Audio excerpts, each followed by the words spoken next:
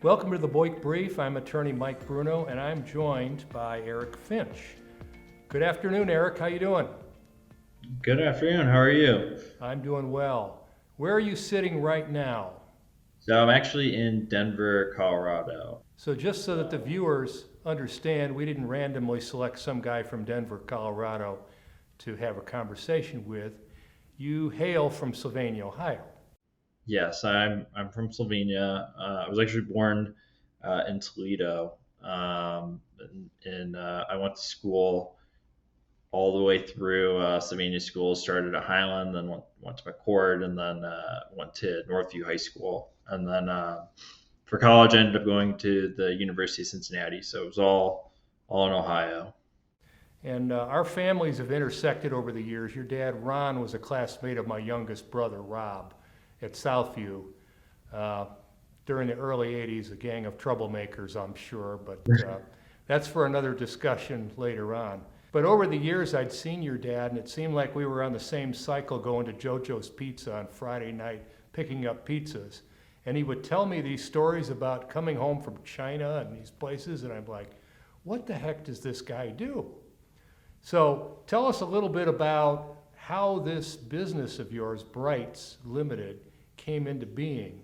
I was in junior high, and I was obsessed with the Fast and the Furious. And I know the movies are still out and everything, but at the time, I think it was really more of like a cultural phenomenon instead of just kind of like a blockbuster series.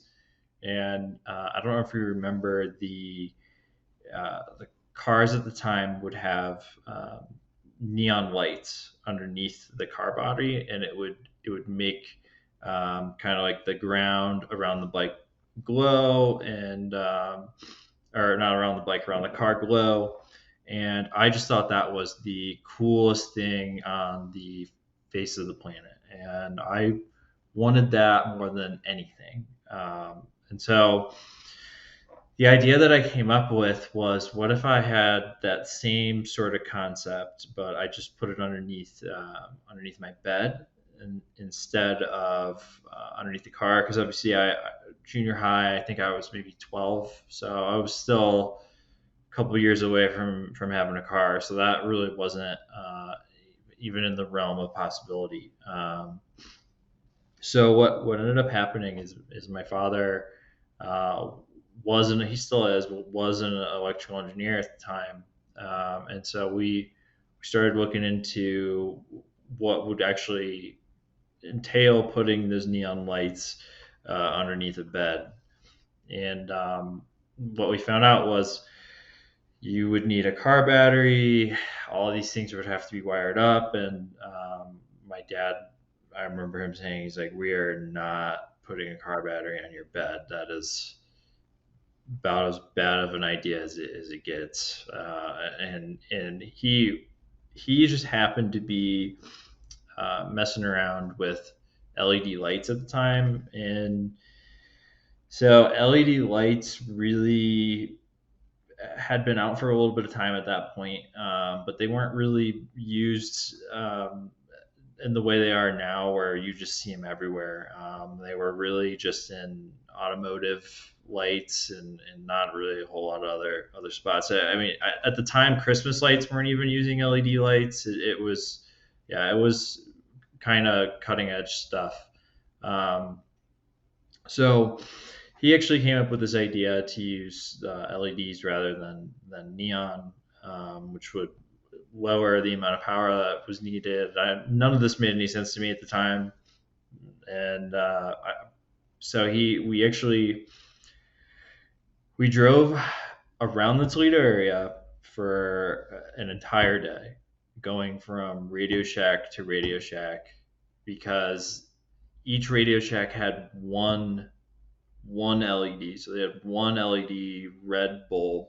And so we had to go from Radio Shack to Radio Shack to Radio Shack until we actually got, I think, five or six of these lights. And so he goes down into the basement and works on it. And a couple hours later, he comes out of the basement, and he's coming up the stairs and he hands it to me, and we had just been looking at these massive kits that were $150, $200, and were as tall as me. And so when he came up with this little light, it was really small. It could fit in the palm of my hand. And I remember the first thing when I saw how small it was I can put this on my bike. We never stuck it on the bed. We never even, it just, as soon as I saw how small it was and that I could fit on my bike, that's all I cared about at that point. Because, as a kid, you're 12, your bike is your car. So what could be better than sticking it on the bike? And so I said, hey, let's put it on my bike. And we went out to the garage and stuck it on there. And that night I took it out. Into our neighborhood, and just riding around, people were yelling at me. They were getting me to stop. They wanted to know what it was, where I got it, and I had been outside for maybe 20 minutes, and it was maybe a handful of people stopped me. So I ride back to my dad, and I'm like, Dad, all these people are want to know what this thing is, and I think you should I think you should go out and see if the same thing happens to you. And I remember he literally gets on my kid's bike and starts riding around the neighborhood, and the same thing happens to him. People are yelling at him, hey, where'd you get that cool, hey, cool light, what is that? I think really at that night, both me and him kind of knew, all right, there's maybe something to this little product that we have here. That just sort of turned into years of prototyping and working on the product and trying to figure out just exactly how we wanted to make it. And we ended up kind of like taking it to market really 2010, 2011. So it was probably still another 6 years or so before the product was ready to go. And I think it was 2011 maybe when we finally hit shelves. You don't expect something so small and something so, I guess, something out of the mind of a child to kind of catch on like that. But gosh, I don't even know how many years it's been now. We're well beyond 10 years, and it's still going. It's still one of our more popular products. And it's just been a wild ride for sure. What I'm hearing is that initial bike ride through the neighborhood and the response of the people really brought this thing forward to a point where you and your dad got to thinking, maybe we have something here. The response that it elicits, I think that has been maybe the most unusual and unexpected thing. But you're absolutely right. If it wasn't for people reacting and really making it just obvious that this is something that people think is cool, we probably never would have gone down the path. So we're talking to Eric Finch of Brightz Limited. Eric grew up in Sylvania. He and his dad and family started this business, and it took off. And when I was a kid, I was into bikes from a young age. We had nothing like this. I mean, you'd go to Sears and screw on something to the front of the bike, and it would be a basic rudimentary flashlight perhaps, and then later on came some blinking rear tail lights, but that was about it. We didn't have anything like this. So I can just visualize the run through the neighborhood and seeing all the people. Let's talk about you a little bit though, because you're 12 years old. It's not like you're going into business as a 12-year-old. You're still a kid doing things that kids all do. When you went to University of Cincinnati, was this part of your long-range plan, or were you going to the University of Cincinnati to study something entirely different? I went to study something different. My degree is actually in psychology. That's Um, different. yeah, I kind of knew at that point that Brightz was probably going to be something that would be in my life at least for the next couple of years. A lot of my time and resources during college were directed towards Bright. So, where I remember I had a lot of classmates that did internships and did, travel abroad, things like that, where when summertime came for me, I was kind of going home and working for Brights rather than kind of doing like the internship thing. So that ended up being um, sort of, I guess, sort of like an in between focus where I was still going and having the college experience and learning about something maybe that wasn't directly applicable to Brights and into business. Yes, it was definitely on my mind. It was part of the plan, um, but I kind of took sort of like a mediated approach where I was still learning about different things, but spending a lot of time kind of related to Brights. When you were done with college, did you come home or were you doing something else in the interim? I came home for I want to say a year or two, and worked from Toledo. Worked in our office in our warehouse, which are in the Toledo area. It was a different office and different warehouse than what we have now. But over the over the years, I kind of started to move more into like the digital side of things, and then that's kind of like when I decided I was like, I need to experience, something maybe other than just Ohio and the Midwest, and ended up moving out to Colorado. So So how long have you been out west? I want to say I moved out here in like 2015 or so. So talk about the expansion of Bright's. Small business owners, put in a lot of time and sweat equity in these companies. And talk a little bit about you and your dad growing this company to what it's become now. When we started, we didn't have an office. We didn't have a warehouse. We kind of shared. I wouldn't even say we shared.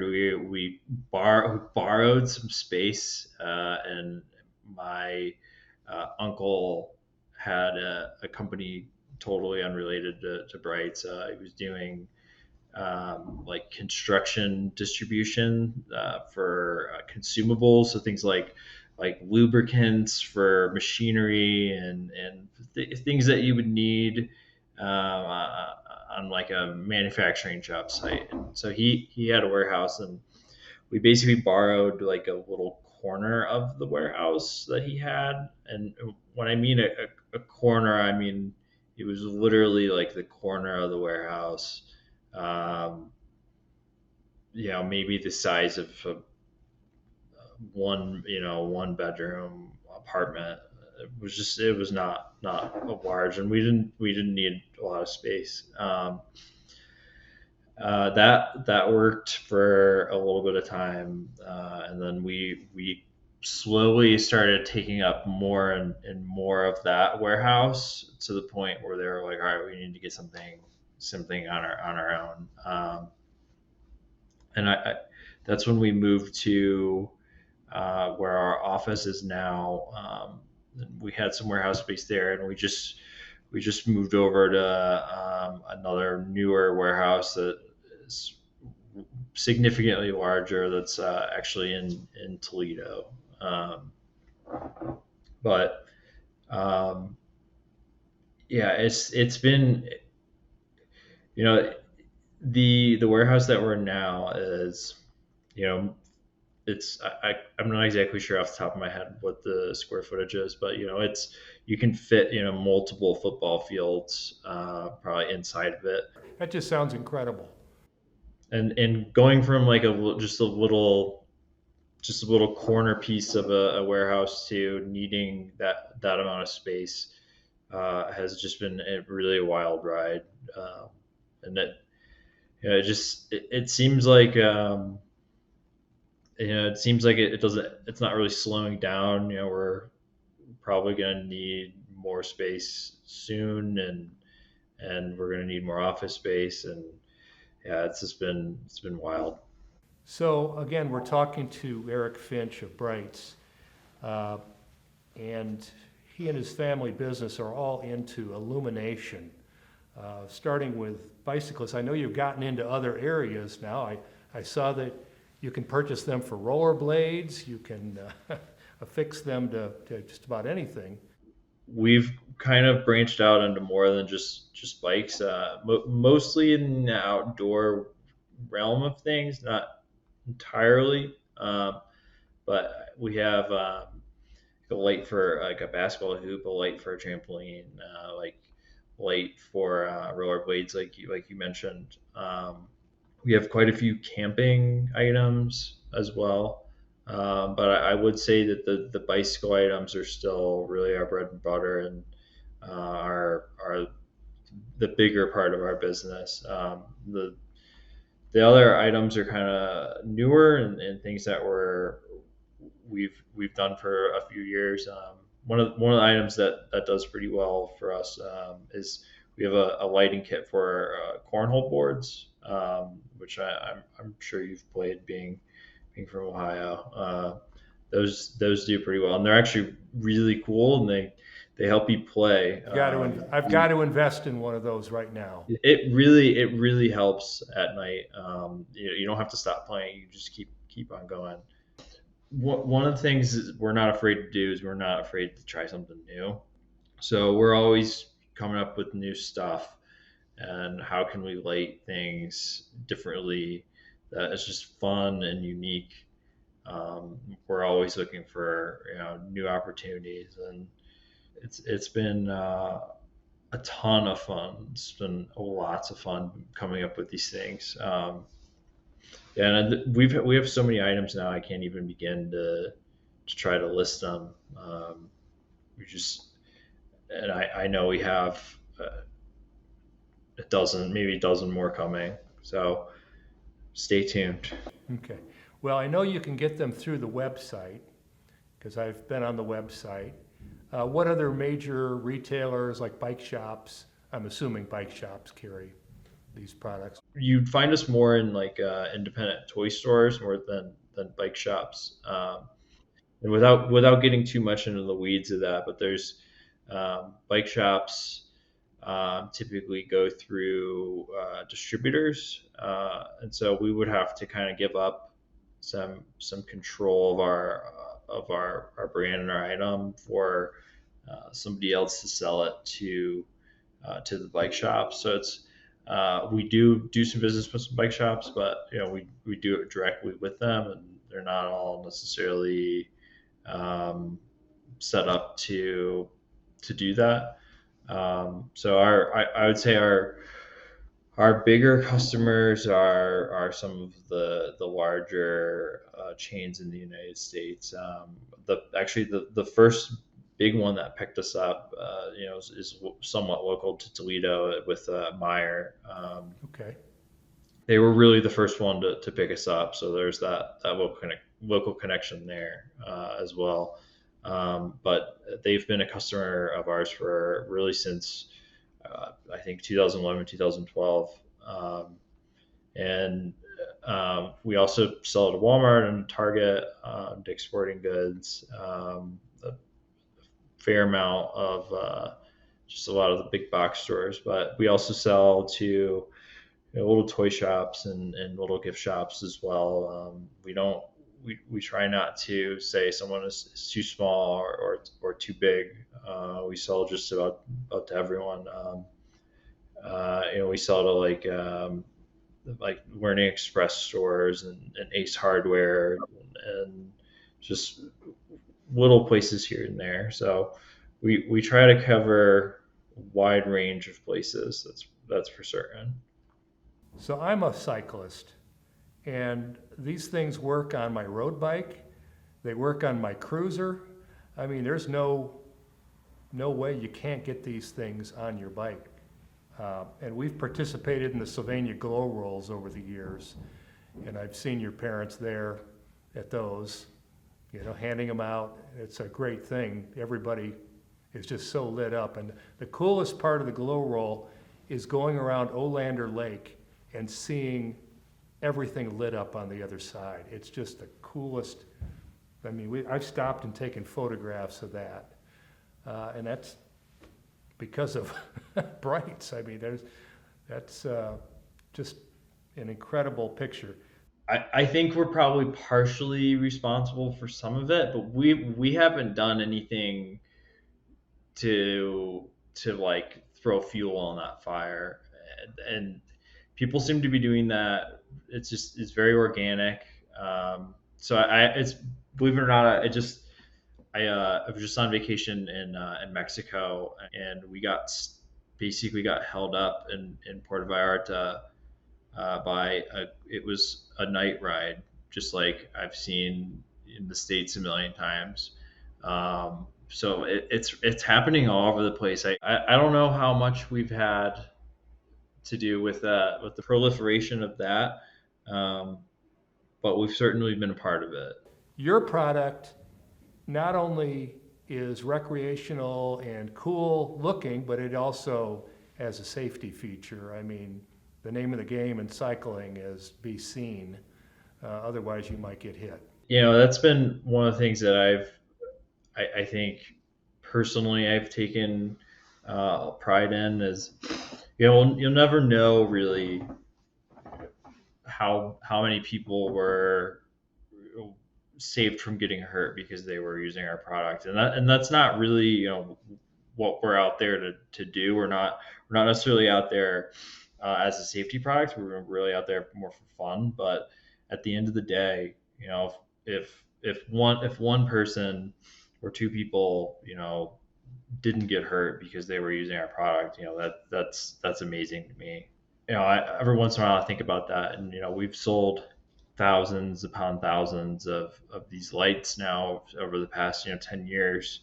So it's not hard to say somebody's probably been helped at some point. And the cool thing is, we'll go to New York City for a trade show, and we'll see our products being used by like the bicycle couriers and people in New York. And so it's not just it's not just necessarily like a family suburban thing. It's also in cities as well. So yeah, it definitely fills me with the warm fuzzy feeling, knowing hopefully we've helped somebody along the way. So we've been talking to Eric Finch of Brightz Limited, company started here in the Toledo, Sylvania area that has grown enormously, and a local success story. There's no other way to put it. Anyone that can have products in Walmarts and Targets and Dick's and then the small toy stores all around the area has to be considered a success. So I want to thank you for joining us, Eric. The other thing I want to mention is that the Charles Boyk Law Offices annually sponsors Bikes for Kids, where we give away 10 bikes to deserving young kids. The nominations can be made by virtue of the link you'll see on the screen in a minute or so. And this year, we're pleased that Brightz is joining us on that by supplying some of the illumination for these kids' bikes. And so I want to thank you for partnering with us, Eric, and helping us along to provide some more bikes for deserving kids. We're really looking forward to it, and we're excited. Our favorite thing is getting to light up bikes and see people's reaction. So this will be fun for us for sure. Okay, well, I wish you the best of luck. Say hello to Mom and Dad for me, and I will. Continued success in Brightz, because you've got a consumer here who's very happy with your product. Thanks. Well, thank you. I appreciate that.